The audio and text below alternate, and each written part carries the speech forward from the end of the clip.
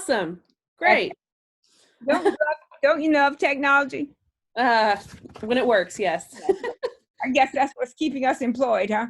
Absolutely. Sometimes it works, sometimes it doesn't.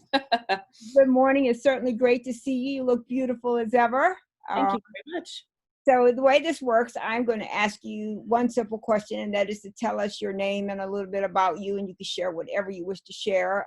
If there are things you're uncomfortable talking about, we can certainly bypass them or leave them out. Okay. And then the questions will go from whatever you respond, and we can go from there. These Okay. are recorded chats. I will send you a copy of the recording. Once you look at it, if you say it's good, I'll upload it. If it's not, we can do it over, or we cannot do it at all. Does that sound okay? Yeah, that sounds good. Absolutely. So please tell us your name and tell us a little bit about you so we can get to know you. My name is Melodie Moorefield Wilson, and I'm an application security engineer at a startup in Raleigh, North Carolina.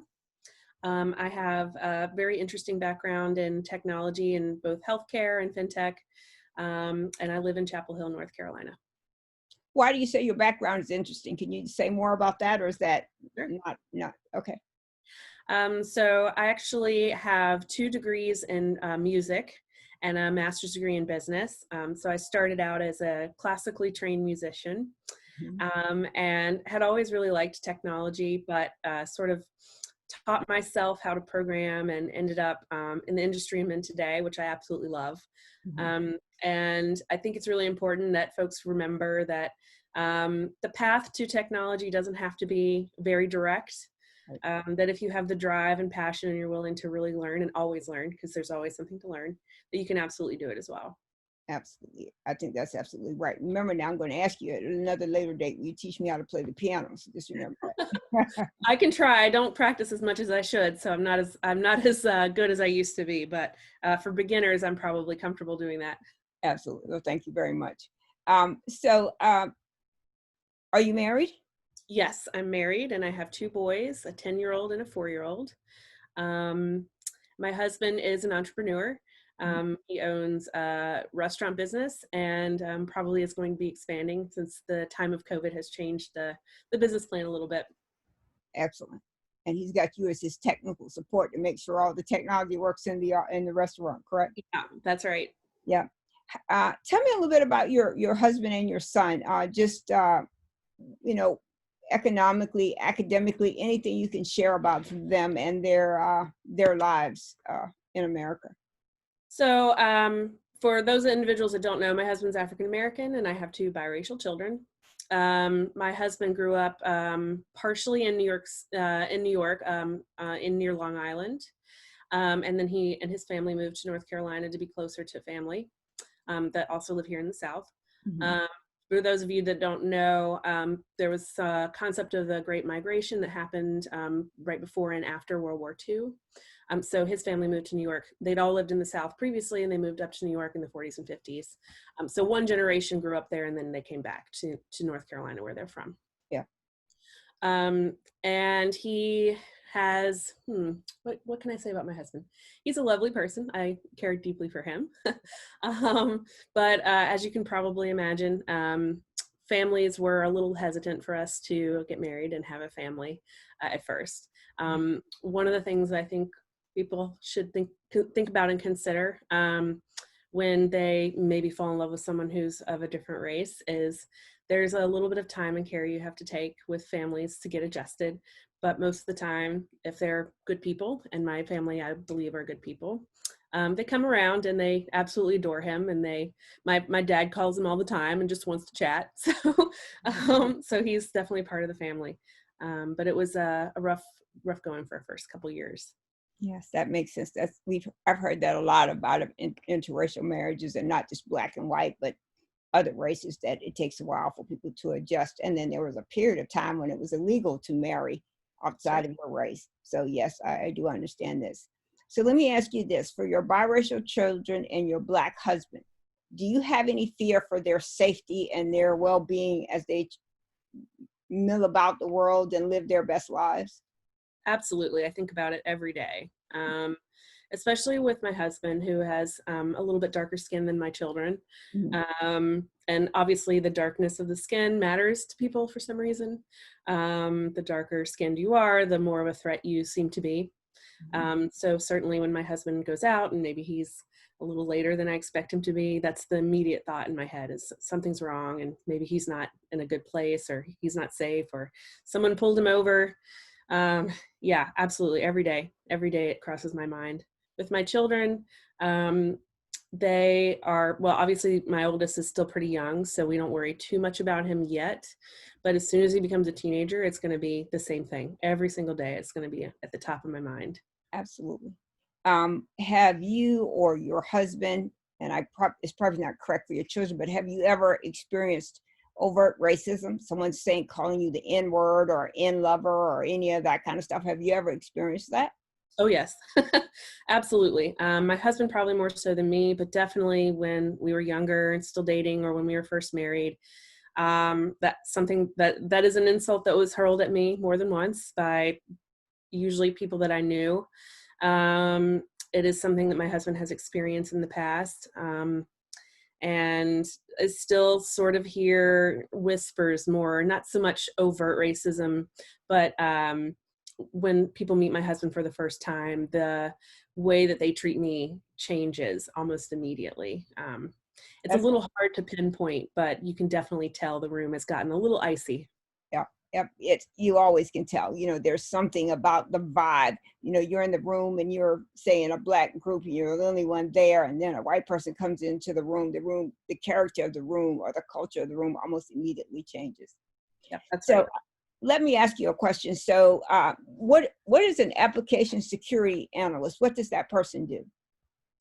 So my primary job is to identify security vulnerabilities in our applications, in our software, Mhm. to do analysis and scans on the software itself to make sure that there's nothing inadvertently vulnerable about this software itself, and then propose changes and mitigations to make sure that that software is more secure. Yep. And how long have you worked there? I've been there almost 9 months now, so a little under a year, but I'm really enjoying it. Absolutely. Where did you work before then? I worked at Duke. Okay. And what was your duty at Duke? My official title was senior systems analyst or something along those lines. But I basically led a team of software engineers on a specific research project that a doctor was sponsoring. Okay. Did you get a better offer from the other job, or was there some reason why you left Duke? Oh, that's a good question. There are many, many reasons that I was really interested in the role that I currently have. One of those was a little bit more flexibility in my schedule. Mhm. One of the reasons was obviously that was a better opportunity for a myriad of reasons, and also just the culture was a little bit more of a fit for myself. It's a place that really celebrates diversity and inclusion and tries to promote from within, and that's one of the things that really attracted me to this particular company. Excellent. And do you find being a woman in IT challenging? It depends on where you work, definitely. It can be very challenging in some cultures, work cultures. It Yeah, it really just depends on also the team that you're on. Sometimes you feel really supported, and it's a great group of people. And sometimes you're in that team where it's hate to say it, but a lot of old white guys that aren't willing to change, Mhm. and they are going to make your life really hard because they don't want you to be there. Right. Um, First, I want to thank you for something, and you know exactly what I'm getting ready to say. While you were at Duke, you and Dan Cantrell hired my son for a summer internship. And we loved him. Oh, excellent. Can you tell me what was it like for him to come in? And I know he adores you and he adores Dan, so no question about that. But was he equipped and a good fit for your organization? Was there anything about having a young Black man who's in college serve as a non-Duke student intern? Was there anything about that that was unusual to you? I personally didn't have any problem with it. I thought he was a delightful young man and worked really hard, and that's all you can really ask from an intern. I hope he didn't express any, discomfort to me personally. I hope that everyone was super welcoming to him, but I didn't hear anything otherwise. Um, if there was an issue, I hoped that he had felt comfortable enough to come to me because I would have absolutely nipped it in the bud. Mhm. And I think everyone that's ever worked with me knows I just do not tolerate that kind of stuff. But I hope that he felt comfortable. I had no issue at all. I tried to make sure he felt comfortable. We always invited him to come have lunch with us and sit with the team. So he was most welcome from my perspective. And I know that Dan also made sure he felt very welcome. Yeah, you do know he's an introvert, so he's Yeah. particularly shy, Yeah. so Very yeah, quiet. yes, absolutely. Okay, so 3 weeks ago, maybe 4 weeks now, someone put a knee, and I shouldn't say someone, a law enforcement officer put a knee on a black man's neck for 8 minutes and 46 seconds. Having a black husband, biracial children, how did that impact you? It's hard to put into words how devastating it's been, quite frankly. It's not something I've ever any intention of watching because that was a human life. You And didn't see the video? no, I can't watch it. Yeah, It is just horrifying. And I think all the time about what if it were my husband right. every day, Yep. or what if it were one of my children? How could I contain the rage and hurt that I would feel? I don't think I could. And quite frankly, I'm impressed by his family and how well they've handled the situation, which is something they should never have to go through. Yeah. I don't know if you watch very many of these, but my first chat was with my husband. And if you looked at it, and my second one was Everett, but if you looked at it, you will hear him say that at a young age, he was surrounded by police officers with guns. And he had never told me that story. We've been married 485 years, and that was something he had never shared with me. So I was sitting there thinking, okay, really? And it caused my fear, just like you experienced about when your husband goes out exponentially. If he goes to the store, if he goes a walk around the neighborhood, I'm Mhm. terrified. I just wanted him back in the house. And he's Yep. always been one to say that I feel best when all my family is in the house. So I have a daughter and a son and my husband. And he says, I always feel best when everybody's in the house. And that's 100% true statement. Not only because I want to know where they are, but I want to know that they're safe. I want to know that if harm is going to be their way, it's got to come to them. They're not going to it or not going to be out there with it. Mhm. Yeah, Yep. absolutely. So I watched the video, needless to say, numerous times. I can't tell you how many times I've seen it. And every time I see it, the part that sticks with me the most is when he calls for his mother. Yeah. That I don't care what color you are, that has to pull at your heartstrings. That this man is dying and he's calling for a mother that he knows that is already dead. So Yeah. some people have explained that he was passing and he saw her in the death throes, and he was able to see his mother, in that way because she was dead and he could now see her, or he was calling for her to help, you Yeah. know. And sometimes, when you think about things like that, you ask, do you actually see me as human? Do you Yeah. see that I'm a human being? That I have a mother, a father, a sister, brother, cousin, aunts, friends, and how are their well-being? How are they doing? And so how could you do that to another human being? I don't know. It's So I can't figure out either. I've yeah, thought long and hard, and I just cannot understand. me either. And don't show your kids the video if you can avoid it, please, because it is traumatizing. You Yeah. know, it is traumatizing. Um, Let me ask you this. So I'm often asked by white people, what can I do? Mhm. You find yourself being asked that question, or do you ask that question? One of the things that has been pointed out to me over the years is that it is not a person of color's responsibility to educate me. It is my own responsibility. And it's stuck with me a lot of times when I have the urge to ask, when I'm desperate to understand someone else's lived experience. but it's ultimately up to me to educate myself. Yeah. And I do that on a regular basis. Not only because I, as a white person, can potentially cause positive change as a result of my educating myself and then taking action, Mhm. but also because I owe it to my husband and children to understand them better. Yeah, absolutely. So, do you educate other white people with the same information that you just shared with me? Yes, absolutely. And I would say I'm probably a little more patient when they ask me questions because it's clear they're not comfortable. There's a lot of, as a white person, it's hard for us to really understand institutionalized racism, in part because we've been shielded from it for so long. Like, it's not an experience that we have. And when it's at the forefront, it's right in our face, we have such a hard time grappling with it because it feels like it's coming out of left field. Like, Right. where is this coming from? We don't understand. Especially if you grow up in a family that maybe isn't as racist, like you don't experience from it from the people that you grew up with. I'm not saying that I didn't, but just to give an example.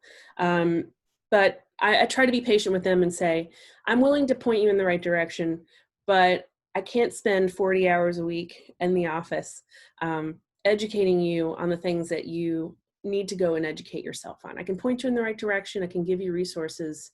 I can answer questions when I'm able, but at the end of the day, it's up to us to educate ourselves. Um, I think that that is correct. But I would add this. I mean, there's a due part too, so vote, you know, Absolutely. check on your friends that do not look like you. Check Mhm, on your friends that do look like you. I mhm. mean, because a lot of us feel like we're in this fight alone. And although you look at the protests and you see all the different things that people are doing, we do feel like we are alone, like Yeah. on an island.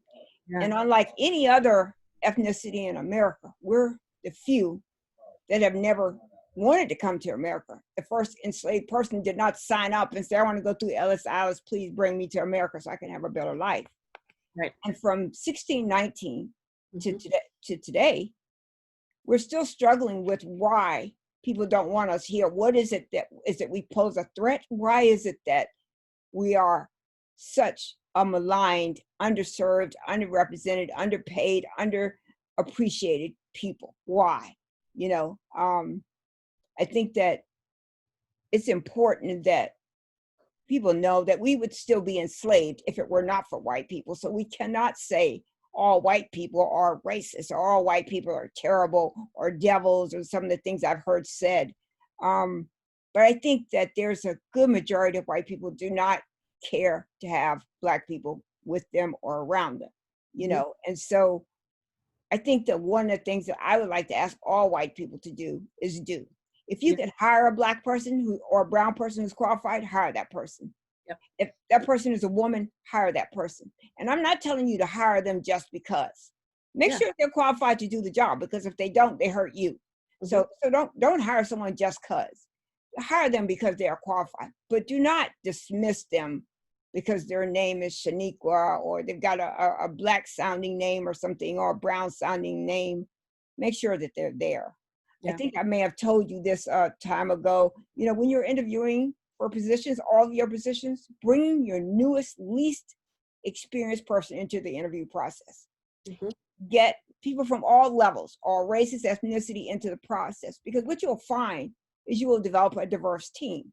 Yeah. Because the least IT experienced person, if you were hiring for an IT job, has a lens that you've forgotten many, many years ago when it was your turn. Whereas that person who's just starting out has a different view.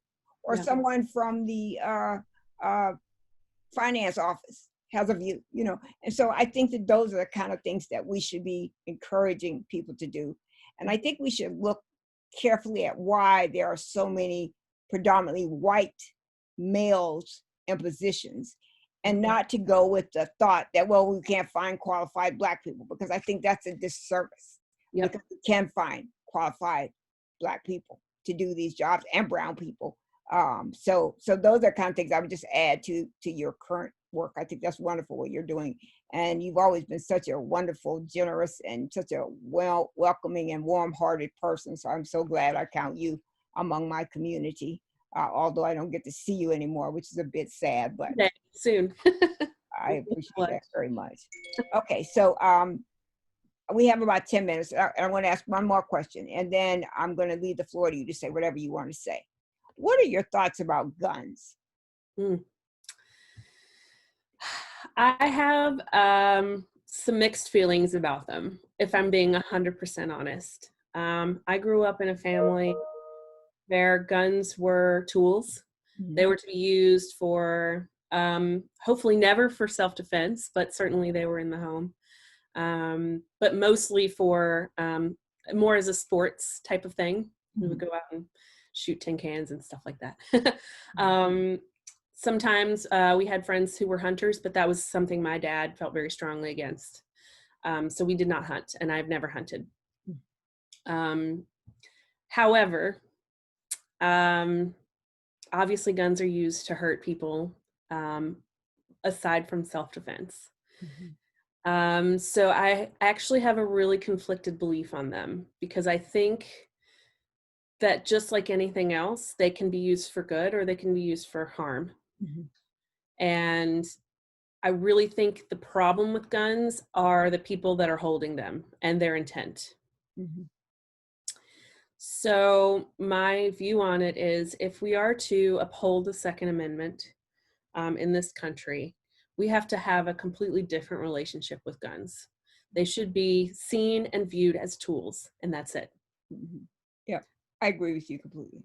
I asked someone once, we had gone to a conference in New Orleans, and it was around New Year's, and and a white couple had been with us as we were standing in line to go into a restaurant, and they were from Texas.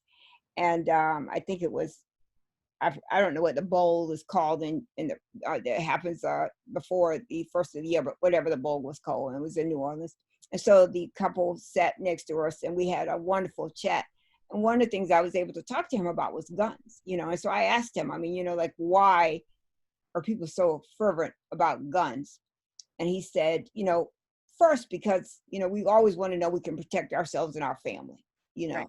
And he said, then we want to make sure that we are not denied a constitutional right that has been given to us. Mhm. So my question to him was, then why do we need an AK-47 or a gun that can shoot pow, pow, pow, pow, pow, pow, pow? Why do we as ordinary citizens need that? I understand why the police and the military need it, but why do ordinary citizens need that kind of gun? And his response was really shocking to me. He said, we don't. We just want to collect as many as we can have, you know, because it's sort of almost like the boy toys thing, you know, I want to have the most. You know, and I asked him, I said, have you ever shot or had been in a position where you had to shoot someone? And he said, no, and he hoped never to ever be that. He said he is, when he gets the gun, he takes it out into his backyard and he fires it, and then he never uses it again. He puts it in a gun safe, which I thought was a very interesting thing. But I, I still don't understand why guns are so prevalent. I have a few friends in Canada and other countries that, you know, they don't have guns like we do. Like only the people who are empowered or need to have guns have guns. And I'll tell you another little quick story. Dan told me, Dan and I had this conversation once, and Dan said, I believe everybody should have a gun. They just should not have bullets or either have rubber bullets, which was really, really insightful for him to say that, because I think it made sense. You know, buy as many guns as you want to. You just can't have any ammunition. So I thought that was very, very interesting. So yeah. Yeah. Okay. So the rest of this time you have 6 minutes, please, whatever you want to share. If you need the whole 6 minutes, go the whole 6 minutes, and you can even go over if you need to, but you have 6 minutes. Yeah. So one of the things that I hope that your white followers take from this conversation is that we have a responsibility to make sure that our society and culture protects and serves all people, not just us.